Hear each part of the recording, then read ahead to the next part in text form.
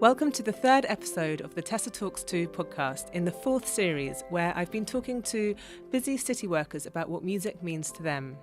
Today I'm here at DLA Piper in the offices in London, talking with Simon Levine, the global co-CEO of DLA Piper. We've been having piano lessons every Monday morning and discovering what music means to him. So I'm looking forward to chatting with Simon this morning. Well, thank you, Simon, for being my guest this morning. It's a pleasure. I'm really interested in hearing what music means to you and also how you create a balance around your life. I think I've been really struck by the space that you've been able to create in amongst what is obviously a hugely demanding role as CEO of a global law firm. Okay, all right. Well, they're good questions. I like the fact that I've created some space because I'm not sure I have, but I'll give it a go. So music, I think I've always loved music. I've never engaged with music in that. I've never played anything, but I've listened to lots and lots of music. I've gone to, concerts or bands or rock concerts or whatever. And I obviously worked a lot in the music industry. And for me, actually, it's really escapism. Even when I'm coming in the morning on the train and I'm walking to the office, if I'm playing some music, I'm sort of forgetting about what I've got to do during the day. It's just my own little world I can be in. Got to make sure I'm not run over by any cars while I'm listening to it. So it's really escapism, actually, and sort of quite joy. I just think it makes you feel really good. Yeah, great. Well, that's hopefully it's a big part of what music can do. And what are you listening to as you're walking? What's your sort of morning track? It could be anything. So there's certain bands I sort of grew up with and liked and still like, but because I've now got kids that have grown up, my kids are 23, 20 and 17, you end up listening to lots of stuff they listen to.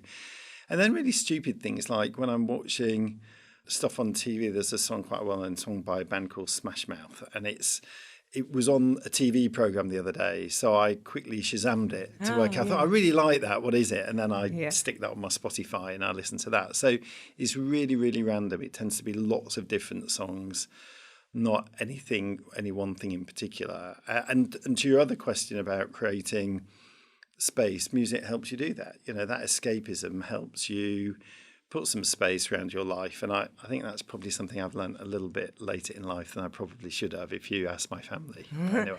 But that's important, isn't it? And that's in a way what I think a lot of people are trying to grapple for is more time, more space. Time is such a valuable commodity. There's such a value to it. I know. I think there is. And I think more than ever, I was talking to someone about it the other day. I sometimes lecture on or give talks on professions around the world and different things. And I explained to people, 30 years ago, I sort of made this really naff joke about the only mice in my office were the ones running around the floor. But you didn't have computers and keyboards and mice. And, when people communicated with you in the legal world or in any professional services world, if they wanted an urgent response, they meant within 7 days, not within 7 minutes. So Everything's so much more instant. It absolutely is. And so as technology has changed, and become more applicable in the workplace, then the pressures on people have changed. Yeah.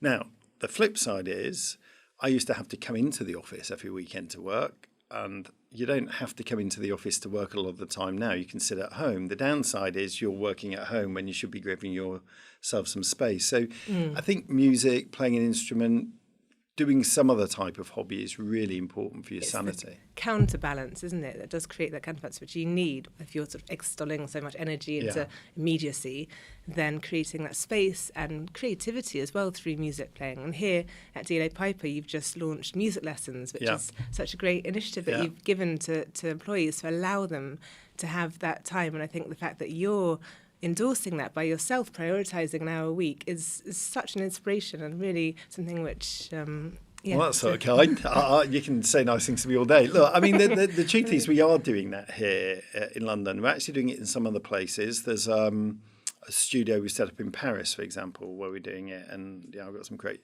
photos of them with the drum kit and the guitars and stuff. Look, I think the most important thing is health and well-being. Okay, whenever we do staff engagement surveys, we talk about the values of the firm, underpinning it being collaborative, being supportive. Underpinning all of that is giving people space and time that you talked about, and that health and well-being. And I think we just thought giving people the opportunity to learn a musical instrument, or in some cases just get better at a musical instrument, gives them a bit of time out of the day. And I think people are always surprised when I tell them we're doing this, because they say, well, what, you're allowing people during the course of the day. You must make them do it at the beginning of the day or the end of the day. And of course, that's not true. I don't care when they do it. That would defeat the point, really, it as well. It totally defeat the point. Yeah. Yeah. I want people during the day to take some time out, Yeah. come in here, play on an instrument, take even 20 minutes just playing a tune on a piano, forgetting about all the pressures they've got, and then they can reset themselves. Yeah, all come together in your choir, because you've got a huge... Charles Severs organises your annual Battle of the Bands. Yeah. And that is also, I think, something which is aspirational for other firms, to bring together globally all the different offices to sing together, to be one It's one huge. firm. I mean, it's amazing. So lawyers have many good qualities, as well as not always great qualities. But one of the qualities lawyers have, if you can call it quality, is their competitiveness. And when we first did the Battle of the Bands, it was about 4 years ago, the first time we did it, we thought it'd be a bit of a laugh. We were raising money for UNICEF, which is our global charity. Okay. And people just got really, really competitive. So the last time we did it, people had all the outfits on, sparkly jackets, they're doing little routines. It was bizarrely brilliant, absolutely brilliant. And we've got the egos coming out, but totally absolutely, all a bunch of lovers. They were all going for it. It's great. So we've got the next one at the end of March, so coming up in a few weeks' time. We've got more of the offices around the world than ever competing. Yeah. The London Choir has been practising, as far as I can work out, they're now practising about 3 times a week. Yeah, there's a big group of them. And it's going to be local to here, isn't it? It's going to be local to here, yeah. I'm going to be there. Last time, in the interval, if you like, while the voting was being sorted out, my CFO, Paul Edwards, and one of my MDs on my executive, Sandra Wallace, sung Angels. Neither of them sing. I actually think they did a really good job. It's pretty brave, isn't and it? Then I was bet that if I would go on stage dressed as an angel with pink wings and do a dance, people would raise money. And for that interval bit, we raised £10,000 for UNICEF. So that's amazing. Yeah, I don't mind dressing up with pink wings. I thought it suited me. So and this year, you're hopefully going to be playing the piano. So you've started lessons. This year, I've sort of said to my chief of staff, Andy Williams, named obviously after the singer, he said his mum and dad must have had a sense of humour, or Big Andy, as I affectionately call him, because he's quite a big guy and used to play rugby and was in the military. Oh, wow.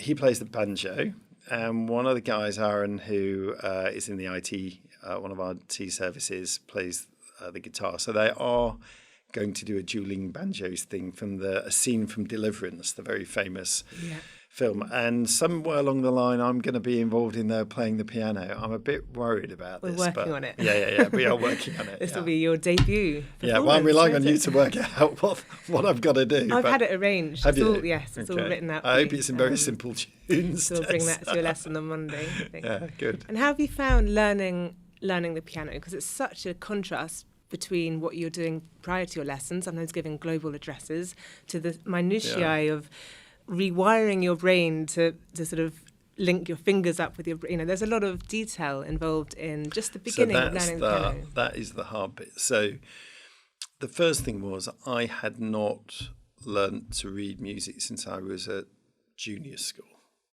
I'm 54 now, so you can work out that's quite a long time ago, yeah.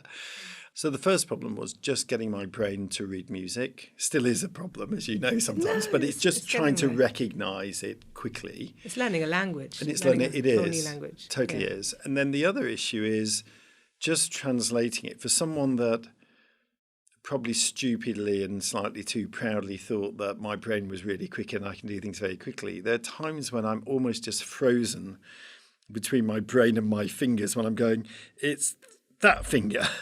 And it's a different really part of your brain, isn't it? And the fingers as well, like we talked about, it's sort of similar to yoga. It's amazing how yoga teachers can differentiate between their toes, but for them that's normal. That's another problem I have when I do my yoga. Your Sunday evenings. Well, that's a great way of creating space. Yoga is another one. We actually do things, yoga lessons and Pilates and things here too. Yeah. And I'm a big believer in all of that and mindfulness and everything else. So I'm a big believer in all of that psychology. But so I've loved it. It's been a real challenge. I'm fortunate that we have a piano at home. My wife has played the piano forever. Well, maybe not forever, but certainly since she was a little girl. And so I at least have a piano to practice on, as you know. And a duet partner when you're practicing your duets. Yeah, but I have to say, she's probably going to watch this, so I'm in trouble. But I'd rather play the duet with you because you are far less tough on me than she is. She sits and she goes, "What note is it, Simon? What note is it?" And all of a sudden, I'm feeling I'm 5. And No, well, that's the same with me and my husband. I tried to teach him piano lessons before we were married. I think if I'd carried on, we wouldn't have got to that point. It's quickly stopped. But it's interesting, isn't it, that dynamic for Jane? It's probably something which she clearly is better than you at, which is better. It's sort of a the balancing music she plays. relationship. There's a lot of notes on that page. Which is quite. It's a space where she can teach you something. Yeah, no, it's quite fun. I mean, my kids, when they are in the house, they're not always in the house, but I think I find it quite amusing that their dad at this age is doing it. My 20-year-old daughter Sasha said to me the other day, when I was practicing When the Saints, I think it's one of the bits we've been doing, When the Saints go marching in, and she came and said, "Dad, for goodness sake, I feel like I'm listening to my 5-year-old practicing for a school lesson." And I went, well, it's similar. Brilliant to almost regress to that and learn how to learn again, isn't it? Because there's something. And the sense of achievement you get. So I know I've not done anything too complicated, but I'm now at a point, I've only been doing it for a few weeks, and I'm now at the point, where I can play both hands, different notes in both hands, and a sense of achievement that you get when you can do that, or when you play something that actually sounds like a tune. You recognise the tune. Yeah, it's great. Yeah, well, you are doing really well, and I think it's really impressive that you found time to practice, even when you're travelling in Australia last week. You had the portable keyboard, and I did. That's a sign of dedication. That's my guilty secret. So I bought myself this travel piano, this travel keyboard, and it rolls up. It's silicone, and it rolls up. You lent me one, and then I bought. Upgraded it. And and it's actually great though, because you can plug it in. In fact, it was quite funny because I went to Australia with Andy Williams, my chief of staff, and he has a sort of a portable banjo. I don't know what it looks like. You sort of take it apart and put it back together again. Okay. So my wife was saying to me, "Can I just check, are you actually two going on a work trip, or is this some sort of on-tour gig you're doing with your portable piano and your banjo?" But that might be the future. It could be. DLA Piper on tour. It may have to be, yeah. You worked with bands in your past life, didn't you? Which... lots of different bands. Some record companies. When I started out, I was mainly doing music work, and that got me into TV and film and sport and stuff. So when I started out, some of the record companies, but in terms of bands, I worked for the Beatles for 8 years. Did you get to know them?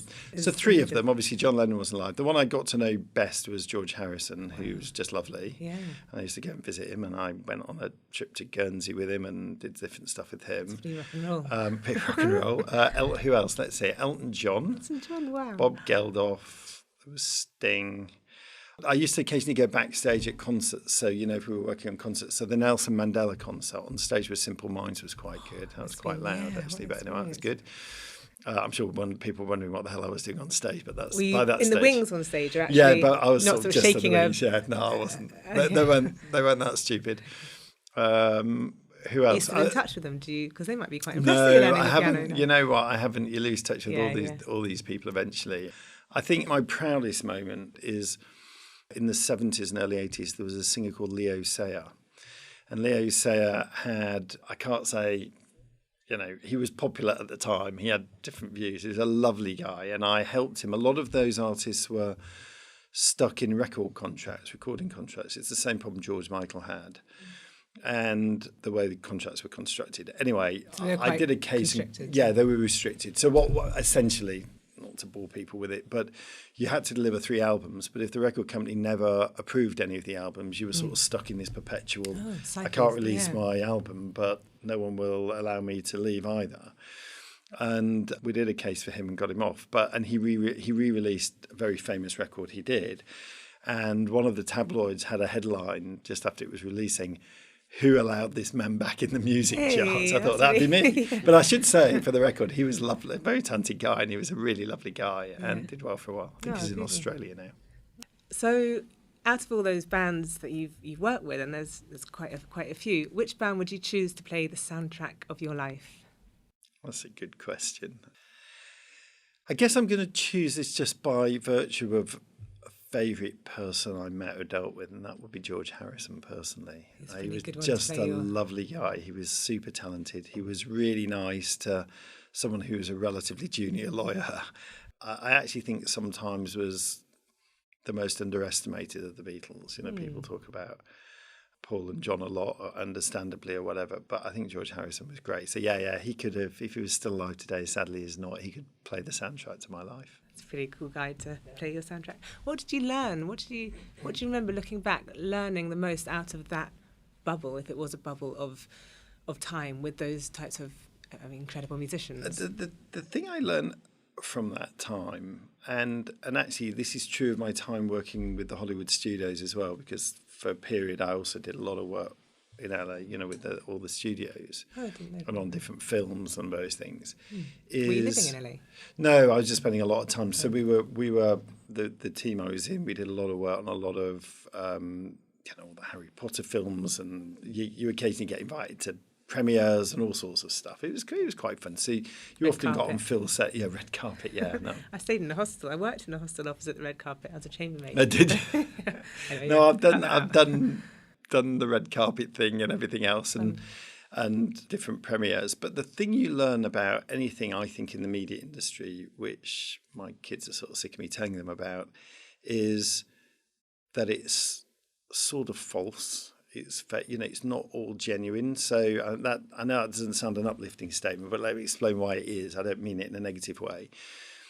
It's helped me in life understand that when people say this is all great or fabulous or whatever, you have to stay grounded. You have to take it with a pinch of salt. And when you're working in those industries, you see the people who are incredibly talented and grounded, and you see the people who are incredibly talented and lose their grounding. And it's a real life lesson between the people who have survived in those businesses for decades and the ones that don't. And the ones that survive tend to be the ones that stay a bit more grounded and realistic about and what they're doing. And connected to the people, to the world, and everything else. And it's such a transient industry, and people do come and go in a very flippant way, they do, and you start to believe you're more important than you are. I think there was it the other week, I think it was Ricky Gervais at one of the awards ceremonies said, whoever's going to come up here and get an award, save us the 5-minute speech about how you think we should save the world. You're just a bunch of actors, okay? So and there's a degree of that, and I really admire the people that stay grounding through all of that. And I've never had that level of fame on anything, but I do think it's important to stay grounded. Yeah, it is important. But at the same time, I suppose the platform that level of fame gives you, especially now with social media, does give you a fairly individual power to it does. Not change the world necessarily, but raise millions of pounds. And so raising awareness and raising pounds, I think, is a great thing to do, as opposed to lecturing people as to what they should be doing with their life. But no, I think it gives you a huge power. Social media has changed everything. I mean, from when I was originally acting in the media industry to today, social media has changed the whole thing completely. Yeah, totally turned it on its head. Yeah. And for someone, an aspiring CEO, what would your life lesson or words of wisdom? I mean, you've pretty much, I think, said what you might suggest. What would your advice be for an aspiring CEO? So, I think the two big things you need to learn is, if you aspire to get to leadership positions, at least one of them will make most of my colleagues fall around the floor laughing. But one is listening. Okay, you've got to be a really good listener. And so many people don't do listening well, and lawyers in particular are desperate to tell you how clever they are, and they've got the answer. Me too. So you have to learn to listen. Yeah. And that's really important. It builds a human connection with people, and it helps people follow you and listen to you and trust you. And you've got to, and when you promise something, you have to deliver on that promise. Yeah. So that's sort of in one bucket of listening and fulfilling promises. The other is patience. That's the bit that will have everyone falling around the floor laughing, because I'm incredibly impatient. How many times have you said to me, Tessa, count, you don't have to play the 1, 2, 3, 4, 1, 2, 3, no. And I'm not measured. And everything I do, I'm impatient about, but trying to learn some patience. And one of my favourite sayings that's come to mind anyway is, so when I grew up, I was massively into sport. I liked playing sport. I loved watching sport. One of my really early childhood idols was Muhammad Ali, and he had lots and lots of sayings. But one of his sayings was, "Don't count the days, make the days count." And I just think that's such a lovely phrase, because time whizzes by. You know, I've been doing this job for 6 years. I couldn't tell you where this 6 years as CEO has gone. And you don't want to wish it away. You know, you just, really but do really live make it count. Yeah, live in the moment. Yeah. Absolutely. So learning the piano, learning anything new, you have to really embrace mistakes, don't you? So what's your experience of that and transcending that to sort of failure on a bigger business? Well, no, I think I get what you. I do. I know where you're going with that. I mean, look, I think the first thing is that. Well, the first thing to say is that failure is a big part of my piano playing, but you know, that's just that might be the talent. only thing at the moment in your life Well, that you are I able think, to. Yeah, I think it's actually quite a good. Firstly, I think it's quite a good grounding experience. You know, you're marching around offices around the world and thinking you know what you're doing, and then you realise there's a talent that 5 and 6 year olds can do quite happily, and you're struggling with. A bit like when I first learned to ski, actually, because I didn't learn until I was much older in life. Watching my kids ski and watching me struggle, well, I'm a bit better at it now. Yes, it's like learning anything later in life. But isn't it's harder. Yeah. So you do have to embrace that. But equally, I don't really view it as a failing or failure. I view it as a challenge. Yeah. So I'm not sitting there thinking, I'm just going to give up on this or whatever. I'd much rather do it until I can get it right. And there's something actually quite, and I've got into this a bit more. Again, I know I've only been doing it a few weeks, but I've now got to the point where I realise if I sit in front of a piece of music, when we were doing You Got a Friend in Me, that was the other bit we've been doing, and I did half of it with you, and you said, well, just go away and do the other half and see how you get on. Yeah. And actually there's something really nice about having half an hour on your own at piano, just playing each key slowly, trying to work out how that sheet music connects to what you're doing up with your hands and on the piano. Yeah, quite sort of a bit like solving it's a bit like solving a puzzle. My version of Sudoku or something. I don't know. Exactly. So I really, really enjoy it. So I don't really feel it's a failure. I just feel it's a challenge. Yeah. Failure. I mean, I view the word failure anyway in quite a positive light. If it's a fail better. And I think, especially through seeing everything through a musical lens, there are no wrong notes because you, especially in jazz, you just react. No. Against it, but if you're playing in a duo and you're improvising, then there are no wrong notes, and I think that is the way to really. That was it. Morecambe and Wise, whatever. I'm playing all the right notes, not necessarily in the right order. Yeah, it's true, and I think that's something which, if you are experiencing music or singing in a choir or getting to participate in music making, then very quickly that is something which you can also transfer to your business style. Just to accept and allow. It's about allowing, isn't it? Oh, I think you can. I think the piano, learning the piano, making it clear to others that I'm learning the piano when asked what we're doing with music in offices and all that other stuff, has been beneficial on a number of levels. It's been really beneficial for me, but actually, and it helped. There's a lesson to be learned there in the way that you've explained, but also, I just think it's been really good for lots of other people. It sort of is quite permissive. It makes other people think it's okay to do other stuff in the offices or to have a go or whatever. Yeah. And so I like that idea. I like the idea that we break those stereotypes of law firms only having people in them that have to work however many hours a day and that's all they do. I think it's good to do something else. Especially in the future of automation. PwC did that research recently, didn't they? That by 2029, in the law industry, law sector, robots.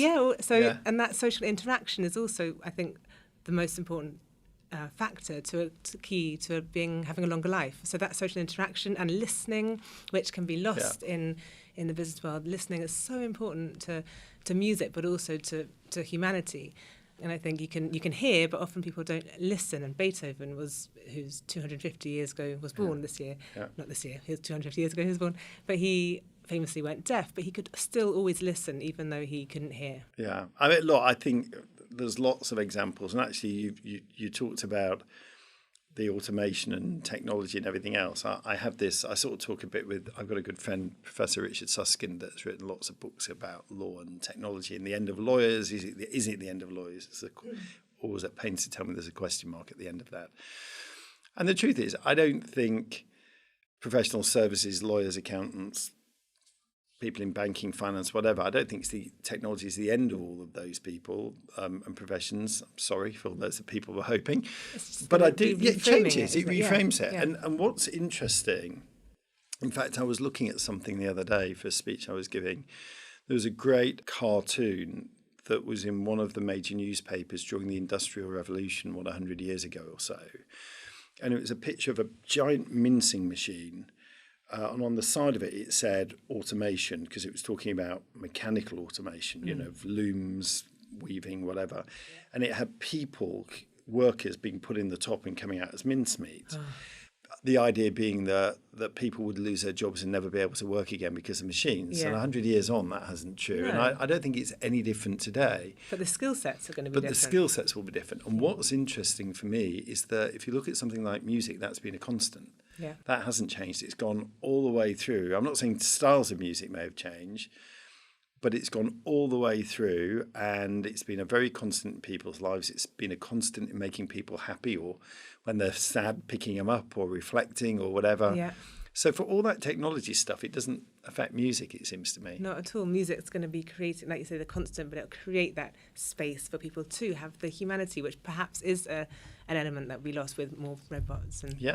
And about 18 months ago, you rebranded DLA Piper. And interestingly, without knowing that musical officers was going to be kind of coming into your culture, you did have a really musical visual identity to the brand. Tell us a little bit about how that came about. Yeah, we did. So we are obviously called DLA Piper, and we have our brand, but we wanted a new visual, what we called a visual identity, something that stood out. And so I we worked with this great business that really helped us called Within International, and we worked with them for a while. And the guys that were doing that, we all sat around a table and said, well, what could we do that's different? And we started talking about the voice of the people, the voice of our clients, the voices of our staff.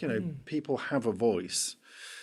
So I just reminded me of the King's speech. He kept saying, "I have a voice." Yes, you do have a voice. But it was like that. An equal voices. An equal voices, like absolutely. It feels like a very levelling, allowing. And that's how we want it to be. Everyone has a role to play, and they're really important.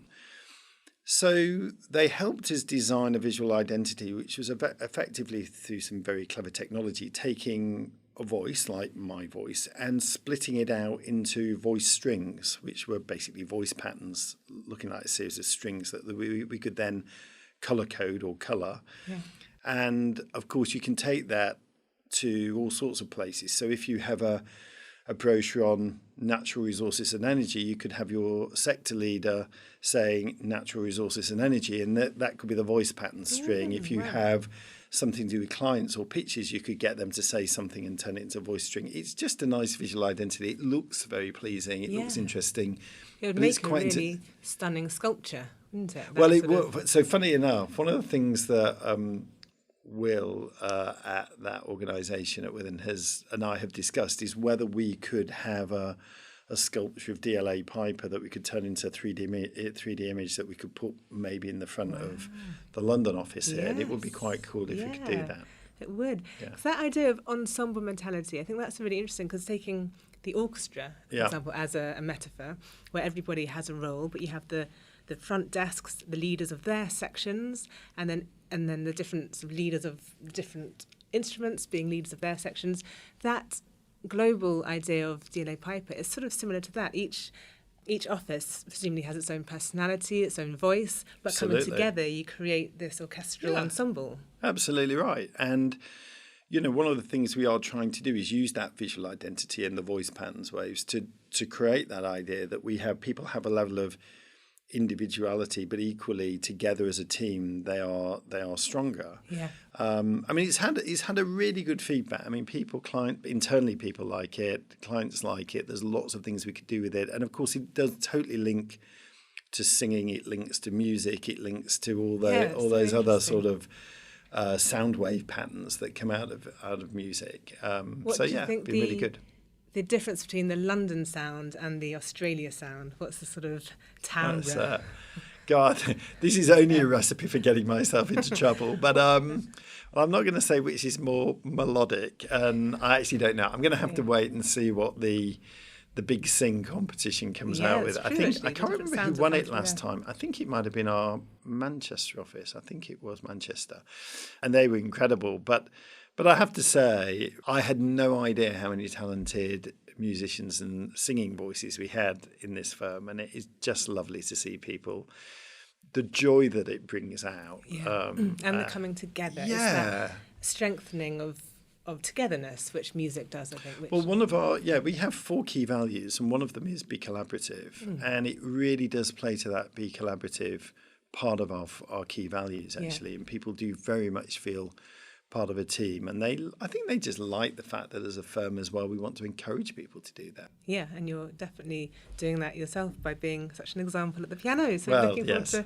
hearing people might like to come to a concert in the future. You might give a I know. You did say to me the other day, you said, so what are you trying to do with this? Do you want to do any exams? I said, well, yeah, I'm not sure I do really, but I definitely will attempt a concert at some point. I have a horrible feeling that given the times that in my professional life I've either been in court, I presented to hundreds of people in an audience and done films and talks, and I've lectured. I lecture sometimes at Imperial College Business School. I have a horrible feeling that I'm going to be about as nervous as I've ever been in my life. I don't get nervous about any of those things, but I suspect I'll be petrified when I have to do a concert. Oh, I'll be supportive. But that's what's so interesting about it when we do have our end-of-term concerts and we have partners, lawyers, chief executives. Actually, we haven't ever had a CEO, so this would be a first. But people who are so comfortable in could be a last as well. But anyway, but that's exactly what happens, and it's a vulnerability. Yeah. Thing I think as well, but like you say, regressing to feeling like especially the first time you perform, it's sort of coming back to a time when that was a nerve-wracking thing to do at school, or what it always is. Well, you are putting yourself out there. I mean, there's no doubt you're putting yourself out there. But and the euphoria you'll feel. Yeah, but I don't really mind. I mean, it's not. I have limited expectations, so in a way, the ability, but it's all part of being a challenge again. And you said the euphoria at the end of it. I think absolutely, it's a huge high at the end of it when you can do it. Yeah, and there's a really supportive atmosphere, and I think people really appreciate that giving that actually music does do. Yeah, no, I totally agree. Yeah. I've just got to keep playing tunes that I recognise. Okay. I'll bring a Beatles medley. Well, you'll have to, because if you don't do that, I never know if it's even sounding remotely right. Yeah, no, that's true. At least when you do, you got a friend in me. At least I know it's meant to sound like that from watching Toy Story. Yeah. Well, should we have a listen? I guess we could give it a go. But thank you, Simon, for chatting to me today about music. It's a pleasure. Oh, thank you. Well, thank you for all the help and support you've given me and for encouraging me to do it. It's been brilliant. That's fun. Thank you for listening. I was talking today with Simon Levine, the global co-CEO of DLA Piper. Tune in next month when I'll be chatting with Joel Garthwaite about how you can use music as a lens for business.